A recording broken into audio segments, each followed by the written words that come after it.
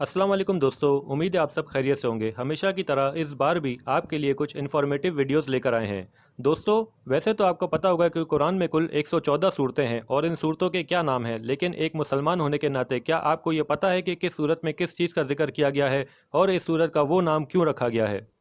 नहीं पता? कोई मसला नहीं, इंशाल्लाह अब पता चल जाएगा। दोस्तों, इस सिलसिले में हमने 11 मालूमाती वीडियोस बनाई हैं और हर एक वीडियो में 10 सूरतों के बारे में बताया गया है और तमाम मालूमाती वीडियोस का लिंक नीचे डिस्क्रिप्शन में मौजूद है। तमाम वीडियोस को देखने के बाद इंशाल्लाह हमें ये पता चल सकेगा कि अल्लाह ताला अपनी किताब यानी कुरान पाक के ज़रिए हमसे क्या कह रहा है। आप हर वीडियो को आखिर तक देखिएगा ताकि किसी भी चीज़ की आधी मालूमात हासिल ना हो। अगर आप हमारा चैनल पहली बार देख रहे हैं तो आपसे गुजारिश है कि हमारा चैनल ज़रूर सब्सक्राइब करिएगा और बेल आइकन पर क्लिक करके ऑल पर क्लिक करिएगा ताकि हमारी तमाम नई आने वाली मालूमाती वीडियो सबसे पहले आप तक पहुंचें। तो आइए शुरू करते हैं। सूरतुल अंबिया कुरान पाक की सूरत नंबर 21 है। इस सूरत का बुनियादी मकसद इस्लाम के बुनियादी अकायद यानी तौहीद, रिसालत और आखरत का इस्बात है और इन अकायद के ख़िलाफ़ कफ़ार मक्का जो एतराज़ात उठाया करते थे, सूरत में इनका जवाब भी दिया गया है। हुज़ूर पाक सल्लल्लाहु अलैहि वसल्लम की नबूवत पर इन लोगों का एक एतराज़ ये था कि एक हम जैसे इंसान को पैगंबर बनाकर क्यों भेजा गया है। इसका जवाब में फ़रमाया गया है कि इंसानों के पास इंसान ही को पैगंबर बनाकर भेजना मुनासिब था और इस ज़मन में बहुत से पिछले पैगंबरों का हवाला दिया गया है कि वो सब इंसान ही थे और उन्होंने ही अपनी अपनी कौमों को इन्हीं अकायद की तालीम दी थी जो हज़रत मोहम्मद मुस्तफ़ा सल्लल्लाहु अलैहि वसल्लम के अकायद हैं। अंबिया कराम की इसी हवाले की बिना पर इस सूरत का नाम सूरतुल अंबिया रखा गया है। सूरतुल हज कुरान पाक की सूरत नंबर 22 है। इस सूरत का कुछ हिस्सा मदनी है और कुछ मक्की। मतलब यह है कि इस सूरत का नज़ूल मक्का मुकर्रमा में हिजरत से पहले शुरू हो चुका था और तकमील हिजरत के बाद मदीना मुनव्वरा में हुई। इसी सूरत में यह बताया गया है कि हज की इबादत हज़रत इब्राहीम अलैहिस्सलाम के ज़माने में किस तरह शुरू हुई और उसके बुनियादी अरकान क्या हैं। इसी वजह से इस सूरत का नाम सूरतुल हज है। मक्का मुकर्रमा में मुशरिकीन ने मुसलमानों को तरह तरह के जुल्म का निशाना बनाया था। वहाँ मुसलमानों को सब्र की तलकीन की जाती थी, लेकिन मदीना मुनव्वरा आने के बाद इसी सूरत में पहली बार मुसलमानों को कुफ़ार के जुल्म सितम के मुकाबले में जिहाद की इजाज़त दी गई और फरमाया गया कि जिन काफिरों ने मुसलमानों पर जुल्म करके इन्हें अपना वतन और घर बार छोड़ने पर मजबूर किया है, अब मुसलमान इनके खिलाफ तलवार उठा सकते हैं। इस तरह जिहाद को एक इबादत करार देकर ये खुशखबरी दी गई है कि ना सिर्फ इसका सवाब आखिरत में मिलेगा बल्कि दुनिया में भी मुसलमानों को इंशाअल्लाह फ़तह नसीब होगी। इसके अलावा इस्लाम के बुनियादी अकायद भी बयान किए गए हैं। चनाचा सूरत का आगाज़ आखिरत के बयान से हुआ है जिसमें क़यामत का हौलनाक मंजर बड़े मौसर अंदाज में पेश किया गया है। सूरतुल मोमिनून कुरान पाक की सूरत नंबर 23 है। इस सूरत के शुरू में अल्लाह ताला ने वो बुनियादी सिफ़ात ज़िक्र फरमाई हैं जो मुसलमानों में पाई जानी चाहिए। मसनद अहमद की एक हदीस में हज़रत उमर रज़ी अल्लाह ताला के हवाले से हुज़ूर पाक सल्लल्लाहु अलैहि वसल्लम का ये इरशाद मनकूल है कि इस सूरत की पहली 10 आयतों में जो बातें ज़िक्र की गई हैं, अगर कोई शख्स वो सारी बातें अपने अंदर पैदा कर ले तो वो सीधा जन्नत में जाएगा। इसीलिए इस सूरत का नाम मोमिनून रखा गया, यानी वो सूरत जो ये बयान करती है कि मुसलमानों को कैसा होना चाहिए। नीस निसाई में रवायत है कि एक साहब ने हज़रत आयशा रज़ी अल्लाह ताला अन्हा से पूछा कि हुज़ूर पाक सल्लल्लाहु अलैहि वसल्लम के अखलाक और औसाफ कैसे थे। इसके जवाब में हज़रत आयशा रज़ी अल्लाह ताला अन्हा ने सूरतुल मोमिनून की ये 10 आयतें तिलावत फरमा दी कि ये हुज़ूर पाक सल्लल्लाहु अलैहि वसल्लम के औसाफ थे। सूरत का बुनियादी मकसद इंसान को इसकी असलियत की तरफ मुतवज्जा करके इस बात पर गौर व फिक्र की दावत देना है कि इसके दुनिया में आने का मकसद क्या है और बिला आखिर मरने के बाद जो ज़िंदगी आनी है इसमें इंसान का अंजाम क्या होगा। इसके अलावा हज़रत नूह अलैहिस्सलाम से लेकर हज़रत ईसा अलैहिस्सलाम तक के बहुत से अंबिया कराम के वाक़यात इस सूरत में दोहराए गए हैं ताकि ये बात वाज़ेह हो कि इन सब पैगंबरों की दावत एक ही थी और जिन लोगों ने इनका इनकार किया इन्हें अल्लाह ताला की तरफ से अज़ाब का निशाना बनना पड़ा।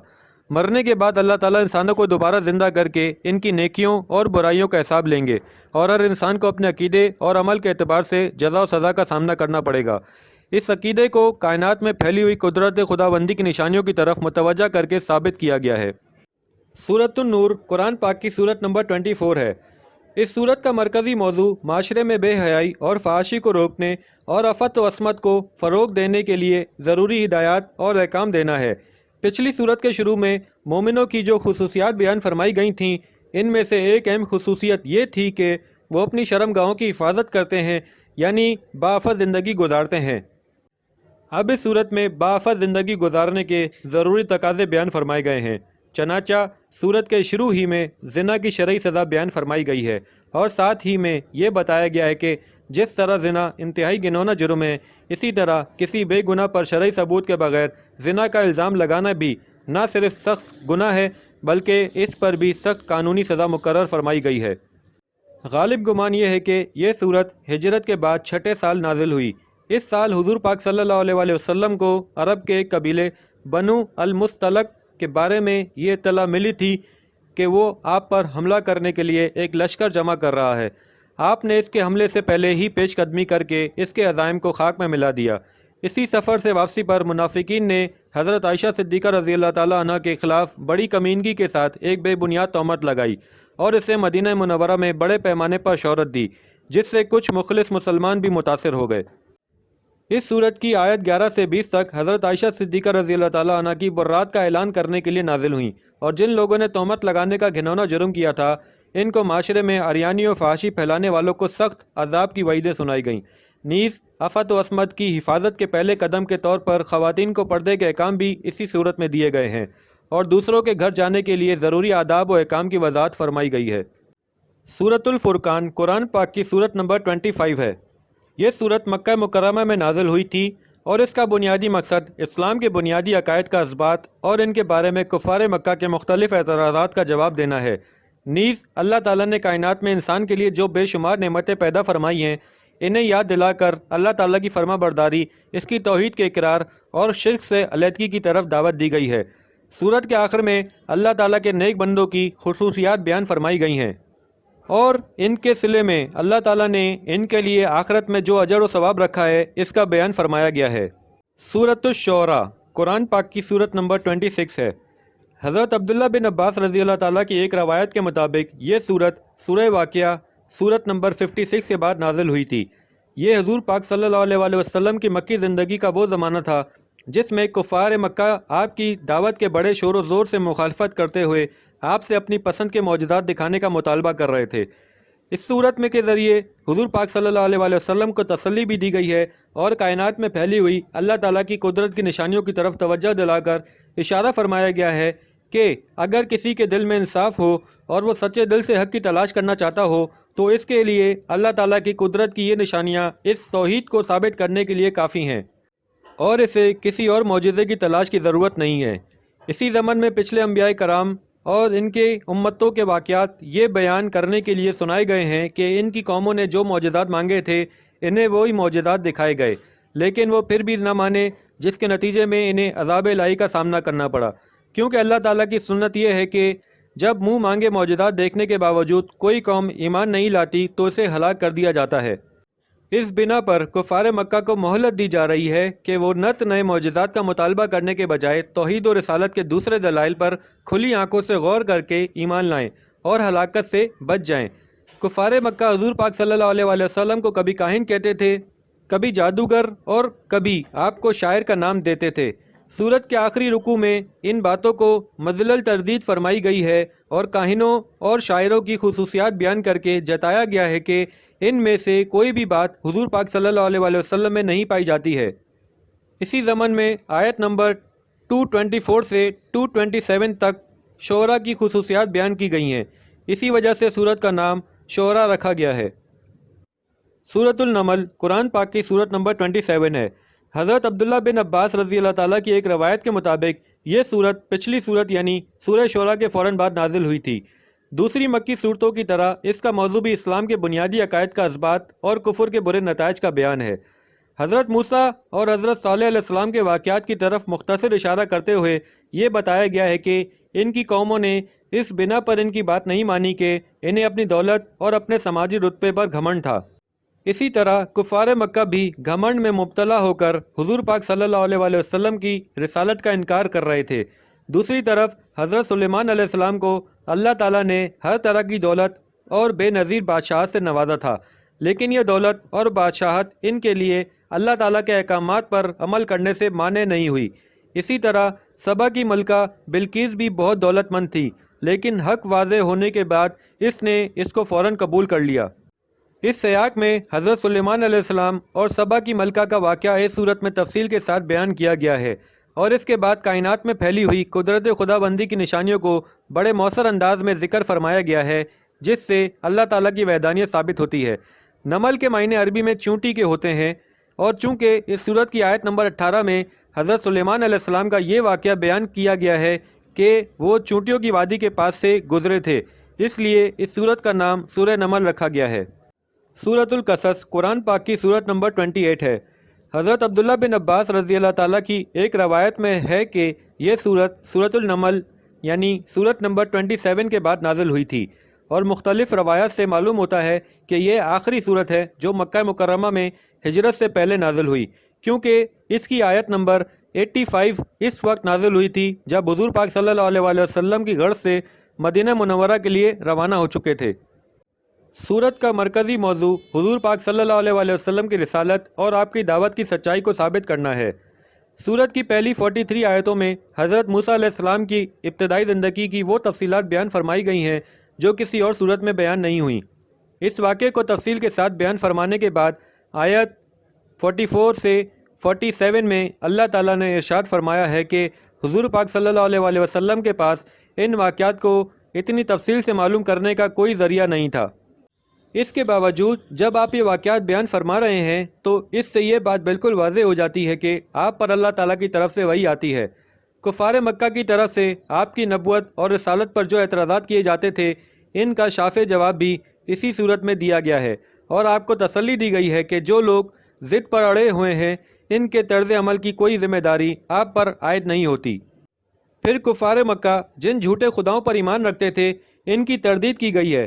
قریش کے بڑے بڑے سردار اپنی دولت پر غرور کی وجہ سے بھی آپ کی دعوت کو قبول کرنے سے انکار کرتے تھے۔ ان کی عبرت کے لیے آیات 76 سے 82 میں قارون کا واقعہ بیان کیا گیا ہے، جو حضرت موسیٰ علیہ السلام کے زمانے میں سب سے زیادہ دولت مند شخص تھا، لیکن اس کی دولت اسے تباہی سے نہ بچا سکی، جو غرور اور ضد کے نتیجے میں اس پر آ کر رہی۔ سورت کے آخر میں حضور پاک صلی اللہ علیہ وسلم سے وعدہ کیا گیا ہے کہ اگرچہ اس وقت آپ بے سر و سامانی کی حالت میں مکہ مکرمہ چھوڑنے پر مجبور ہو رہے ہیں، لیکن اللہ تعالیٰ آپ کو فاتح کی حیثیت سے دوبارہ مکہ مکرمہ واپس آنے کا موقع عنایت فرمائے گا۔ یہ سورت مکی ہے اور اس میں 88 آیتیں 9 رکوع ہیں۔ سورت العنکبوت قرآن پاک کی 29 سورت نمبر ہے۔ یہ سورت مکہ مکرمہ کے اس دور میں نازل ہوئی تھی جب مسلمانوں کو ان کے دشمنوں کے ہاتھوں طرح طرح کی تکلیفیں اٹھانی پڑ رہی تھیں۔ بعض مسلمان ان تکلیفوں کی شدت سے بعض اوقات پریشان ہوتے تھے اور ان کی ہمت ٹوٹنے لگتی تھی۔ اس صورت میں اللہ تعالیٰ نے ایسے مسلمانوں کو بڑی قیمتی ہدایات عطا فرمائی ہیں۔ اول تو سورت کے بالکل شروع میں ہی فرمایا گیا ہے کہ اللہ تعالیٰ نے مومنوں کے لیے جو جنت تیار فرمائی ہے وہ اتنی سستی نہیں کہ کسی تکلیف کے بغیر حاصل ہو جائے۔ ایمان لانے کے بعد انسان کو مختلف آزمائشوں سے گزرنا ہی پڑتا ہے۔ دوسری یہ تسلی بھی دی گئی ہے کہ یہ ساری تکلیفیں عارضی نوعیت کی ہیں، اور آخر کار ایک وقت آنے والا ہے جب ظالموں کو ظلم کرنے کی طاقت نہیں رہے گی اور غلبہ اسلام اور مسلمانوں ہی کو حاصل ہوگا۔ اسی پس منظر میں اللہ تعالیٰ نے اس صورت میں پچھلے انبیاء کرام کے واقعات سنائے ہیں، جن میں سے ہر واقعے میں یہی ہوا ہے کہ شروع میں ایمان لانے والوں کو مشکلات کا سامنا کرنا پڑا، لیکن آخر کار اللہ تعالیٰ نے ظالموں کو برباد کیا اور مظلوم مومنوں کو فتح عطا فرمائی۔ مکی زندگی کے اسی زمانے میں کئی واقعات ایسے پیش آئے ہیں کہ اولاد مسلمان ہو گئی اور والدین کفر پر بضد رہے اور اپنی اولاد کو واپس کفر اختیار کرنے پر مجبور کرنے لگے۔ ان کا کہنا تھا کہ والدین ہونے کی وجہ سے ان کی اولاد کو دین و مذہب کے معاملے میں بھی ان کی فرما برداری کرنی چاہیے۔ اس صورت کی آیت نمبر 8 میں اللہ تعالیٰ نے اس سلسلے میں یہ معتدل اور برحق اصول بیان فرمایا کہ والدین کے ساتھ اچھا برتاؤ انسان کا فرض ہے، لیکن اگر وہ کفر یا اللہ تعالیٰ کی نافرمانی کا حکم دیں تو ان کی اطاعت جائز نہیں ہے۔ جن مسلمانوں کے لیے مکہ مکرمہ کے کافروں کا ظلم و ستم ناقابل برداشت ہو رہا تھا، ان کو اس صورت میں نہ صرف اجازت بلکہ ترغیب دی گئی ہے کہ وہ مکہ مکرمہ سے ہجرت کر کے کسی ایسی جگہ چلے جائیں جہاں وہ اطمینان کے ساتھ ساتھ اپنے دین پر عمل کر سکیں۔ بعض کافر لوگ مسلمانوں پر زور دیتے تھے کہ دین اسلام کو چھوڑ دو، اور اگر اس کے نتیجے میں تم پر اللہ تعالیٰ کی طرف سے کوئی سزا آئی تو تمہاری طرف سے ہم اسے بھگت لیں گے۔ इस सूरत की आयत 12 और 13 में इस लघु पेशकश की हकीकत वाज़ेह कर दी गई है कि आखिरत में कोई शख्स किसी दूसरे के गुनाहों का बोझ नहीं उठा सकेगा। इसके अलावा तौहीद, रिसालत और आखिरत के दलाइल भी इस सूरत में बयान हुए हैं, और इस सिलसिले में जो एतराज़ात काफिरों की तरफ से उठाए जाते थे इनका जवाब भी दिया गया है। अनकबूत अरबी में मकड़ी को कहते हैं, और इस सूरत की आयत नंबर 41 में अल्लाह ताला ने फरमाया है कि मुशरिकीन की मिसाल ऐसी है जैसे किसी ने मकड़ी के जाले पर भरोसा कर रखा हो। इसलिए इस सूरत का नाम सूरह अनकबूत है। ये सूरत मक्की है और इसमें 69 आयतें और 7 रुकू हैं। सूरह रूम कुरान पाक की 30वीं सूरत है। इस सूरत का एक ख़ास तारीख़ी पस मंज़र है जो हुज़ूर पाक सल्लल्लाहु अलैहि वसल्लम और कुरान करीम की सच्चाई और हक्कानियत का नाकाबिल इनकार सबूत फराम करता है। जिस वक्त हुज़ूर पाक सल्लल्लाहु अलैहि वसल्लम को नबूवत अता हुई, इस वक्त दुनिया में 2 बड़ी ताकतें थीं। एक ईरान की हुकूमत जो मशरिक़ के इलाके में फैली हुई थी और इसके हर बादशाह को कसरी कहा जाता था। ये लोग आतिश परस्त थे, यानी आग की पूजा करते थे। दूसरी बड़ी ताकत रूम की थी जो मक्का मुकर्रमा के शुमाल और मगरिब में फैली हुई थी। शाम, मिस्र, एशियाई कोचक और यूरोप के इलाके इसी सल्तनत के मातिहत थे, और इसके हर बादशाह को कैसर कहा जाता था, और इनकी अक्सरियत ईसाई मज़हब पर थी। जिस ज़माने में यह सूरत नाजिल हुई, इस वक्त इन दोनों ताकतों के दरमियान शदीद जंग हो रही थी, और इस जंग में ईरान का पल्ला हर लिहाज से भारी था, और इसकी फ़ौजों ने हर महाज पर रूम के फ़ौजियों को शिकस्त देकर इनके बड़े बड़े शहर फतह कर लिए थे। यहाँ तक कि वो बैतुल मुक़द्दस में ईसाइयों का मुक़द्दस तरीन कलीसा तबाह करके रूमियों को मुसलसल पीछे ढकेलती जा रही थी, और रूम के बादशाह हरकल को जाए पनाह तलाश करना मुश्किल हो रहा था। ईरान की हुकूमत चूँकि आतिश परस्त थी, इसलिए मक्का मुकर्रमा के बुत परस्तों की हमदर्दियाँ इसके साथ थीं, और जब कभी अरियान के किसी इलाके की फतह की खबर आती तो मक्का मुकर्रमा के बुत परस्त इस पर न सिर्फ खुशी मनाते बल्कि मुसलमानों को चिढ़ाते कि ईसाई लोग जो आसमानी किताब पर ईमान रखते हैं मुसलसल शिकस्त खाते जा रहे हैं, और ईरान के लोग जो हमारी तरह पैगंबर या आसमानी किताब को नहीं मानते इन्हें बराबर फतह नसीब हो रही है। इस मौके पर यह सूरत नाजिल हुई, और इसके बिल्कुल शुरू में ये पेशनगोइयाँ की गई कि रूम के लोग अगरचा इस वक्त शिकस्त खा गए हैं, लेकिन चंद सालों में वो फतह हासिल करके ईरानियों पर गालिब आ जाएंगे, और इस दिन मुसलमान अल्लाह की मदद से खुश होंगे। इस तरह इस सूरत के शुरू में बैक वक्त 2 पेशनगोइयाँ की गईं। एक ये कि रूम के जो लोग शिकस्त खा गए हैं वो चंद सालों में ईरानियों पर गालिब आ जाएंगे, और दूसरा ये कि मुसलमान जो इस वक्त मक्का मुकर्रमा के मुशरिकीन के हाथों जुल्म व सितम का शिकार हैं, इस दिन वो भी मुशरिकीन पर फतह मनाएंगे। ये दोनों पेशनगोइयाँ इस वक्त के माहौल में इतनी बईद अज़ क़यास थीं कि कोई शख्स जो इस वक्त के हालात से वाकिफ़ हो ऐसी पेशनगोई नहीं कर सकता था। मुसलमान इस वक्त जिस तरह काफिरों के जुल्म व सितम में दबे और पिसे हुए थे, इसके पेश नज़र बज़ाहिर कोई इम्कान नहीं था कि वो अपनी फतह की खुशी मनाए। दूसरी तरफ सल्तनत रोमा का हाल भी ये था कि इसके ईरानियों के मुकाबले में उभरने का दूर दूर कोई अंदाज़ा नहीं किया जा सकता था। चनाचा सल्तनत रोमा का मशहूर मौरख एडवर्ड इस पेशनगोई पर तबसरा करते हुए लिखता है कि जिस वक्त मुबैना तौर पर ये पेशनगोई की गई, इस वक्त किसी भी पेशनगोई का पूरा होना इससे ज़्यादा बईद नहीं हो सकता था, इसलिए कि कैसर हरकल की हुकूमत के पहले 12 सालों में ये बात खुलकर सामने आ गई थी कि रूमी सल्तनत का खात्मा बिल्कुल करीब आ चुका है।